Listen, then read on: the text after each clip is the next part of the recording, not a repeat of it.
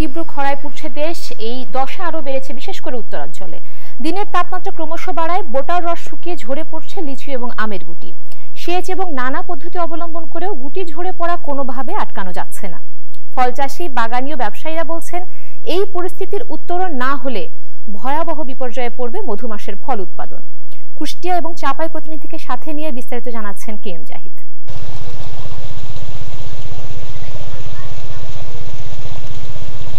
কুষ্টিয়ার বাগানে বাগানে এভাবে ঝরে পড়ছে আম। মুকুল পার করে যে সময়টায় গাছে গাছে ঝুলে থাকবে আম, সেই সময়টাতেই তীব্র দাবদাহে ঝরে পড়ছে আম। এই দৃশ্য শুধু কুষ্টিয়াতেই নয়, একই চিত্র নাটোর, রাজশাহী সহ আমের রাজধানী চাঁপাইনবাবগঞ্জেও।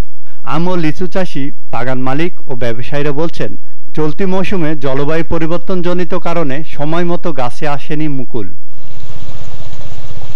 আবার সেই মুকুল থেকে গুটি আসার সময় চৈত্রের কড়া রোদ বৃষ্টিতে ধুয়ে মুছে জ্বলে পুড়ে গেছে অধিকাংশ মুকুল। তারপরও যেটুকু এসেছিল তাও গত কয়েকদিনের দাবদাহে ও অনাবৃষ্টিতে ঝরে যাওয়ায় বিপাকে চাষিরা। আমের গুটি যাই আসছিল সেগুলো আস্তে আস্তে ধরে এখন প্রায় মোটামুটি 1% মনে হয় আছে, তাও মনে হয় থাকবে না। যেভাবে তাপদাহ এবং যেভাবে তাপ দিচ্ছে রোদ্রে এবং বৃষ্টির খবর নাই। ততদিন পর্যন্ত আমরা এই দুনিয়ায় আসে, এতদিন পর্যন্ত আমরা দেখতে পাইনি যে এতটা খরা। কৃষি অফিসকে দেখিনি তো, কৃষি অফিসের তো লোকজন আসবে, আসি দেখাশোনা করবে, তবে দেখিনি আমরা। তবে চাষিদের মাঝে আম, লিচুর গুটি ও ফল নিয়ে শঙ্কা থাকলেও ফলন নিয়ে আশাবাদী কুষ্টিয়ার কৃষি কর্মকর্তা ও চাঁপাইনবাবগঞ্জ আম গবেষণা কেন্দ্রের ফল বিজ্ঞানীরা। ফল ধরা কমানোর জন্য অনেক ক্ষেত্রে আমরা বরিক অ্যাসিড বা বরিক যেটা বোরন সার বলে, এটা যদি আমরা স্প্রে করতে পারি তাতেও মানে পড়াটা কমে যেতে পারে। আর যদি পানি স্বল্পতা থাকে সেই ক্ষেত্রে হচ্ছে যদি গাছে আমরা স্প্রে করতে পারি, অবশ্যই কাজগুলো করতে বিকেলের দিকে বা সন্ধ্যার দিকে করলে পারে ভালো ফলাফল পাওয়া যাবে। যেসব এলাকাতে ছোট ছোট গাছ আছে সেসব এলাকাতেই গুটিটা একটু আগে চলে আসছে, যেগুলো আগে চলে এসেছিল সেগুলো আবার থেকে গেছে, সেসব বাগানে কিন্তু আম হয়েছে। কাজে একেবারে আম যে হবে না ওইটা আমরা বলতেছি না, আম হবে। তবে নবাবগঞ্জে আম, চাঁপাইনবাবগঞ্জে আম কম হবে, কারণ চাঁপাইনবাবগঞ্জের অধিকাংশ গাছই হলো বড় গাছ, যার কারণে মুকুলটা লেটে আসছে। ওই সময়টাই মানে এটা প্রাকৃতিক বিপর্যয়ে চলে আসছে, কিন্তু অন্যান্য জায়গাতে কিন্তু আম হয়েছে। তাতে আশা করতেছি আম একেবারে কম হবে না। এদিকে এই সমস্যা মোকাবেলায় বাড়ির ফল বিজ্ঞানী ও গবেষক চাষিদের সতর্কতার সাথে গাছ পরিচর্যা, গাছের গোড়ায় নিয়মিত সেচের পাশাপাশি নানান ছত্রাকনাশক স্প্রে করার পরামর্শ দিচ্ছেন।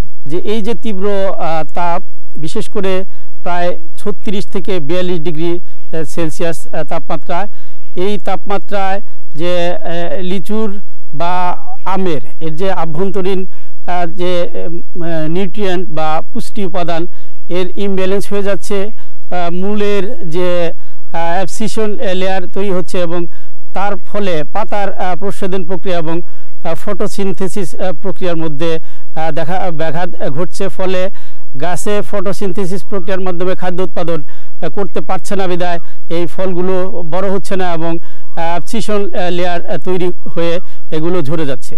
তো আমাদের দেশে এই সমস্যা সমাধানের জন্য যেই কাজটি প্রথমে করতে হবে সেটি হলো গাছের গোড়ায়, গাছের যে মূলের এলাকায় সর্বদা পানি রাখতে হবে, যাতে কোনোভাবেই শুকিয়ে না যায়। এই জন্য ঘন ঘন সেচ দিতে হবে।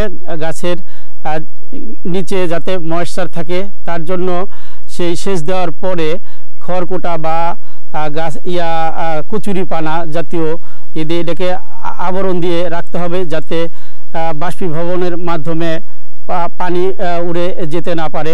গাছের উপরে পানি স্প্রে করা যেতে পারে, স্প্রে করলে গাছের যে ক্যানোপি সেটা ঠান্ডা হবে এবং গাছের ফল সেগুলো ঝরা কমবে। সামনের দিনগুলোতে এই আবহাওয়া অব্যাহত থাকলে গুটি ঝরার সাথে সাথে নষ্ট হচ্ছে চাষিদের স্বপ্ন ও কষ্ট। এ অবস্থায় চলতি মৌসুমে সমস্ত ফলেরই বা ভবিষ্যৎ কি তা নিয়ে দুশ্চিন্তায় এ অঞ্চল সহ সমগ্র দেশের চাষি, বাগান মালিক ও ব্যবসায়ীরা। KM Zahid, channel 9, Dhaka.